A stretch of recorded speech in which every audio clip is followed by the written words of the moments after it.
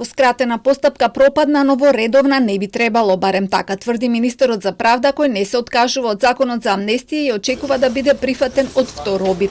На вечерашниот брифинг со новинарите кажа дека е подготвен да го прифати амандманот на СДСМ, но и повеќе амандмани, вклучително и од опозицијата, само законот да биде донесен.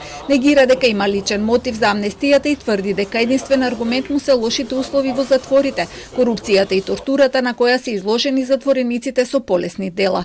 Упати бројни критики за однесувањето на функционерите низ изминатите години, но и сега за кои вели дека воопшто не се заинтересирани за тоа што се случува по затворите. Имале лични сознанија дека таму се плаќа за привилегии, но и за обично одење во тоалет.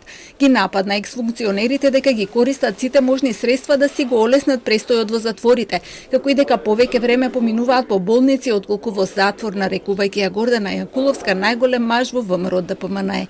Смета дека денешното неизгласување на законот е одмазда од коалиционите партнери во власта, затоа што пратениците од Алијанса за албанците не гласаа за измените во кривичниот законник, но тврди дека ова не значи ништо за нивните понатамошни односи.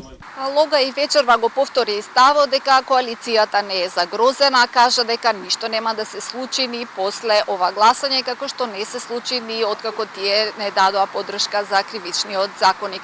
Сепак најавува дека на следните избори Алијанса за албанците ќе настапат самостојно. И одбиваат понудата од помалите опозициски партии заедно да настапат на следните избори, велејќи дека имаат многу лошо искуство со сите три партии кои сакаат да добијат некој глас плюс на нивна сметка, а уште утредента ќе се приклучат кон мнозинството. Им порачаа да одат сами на свадба, а не да се надеваат на соседите.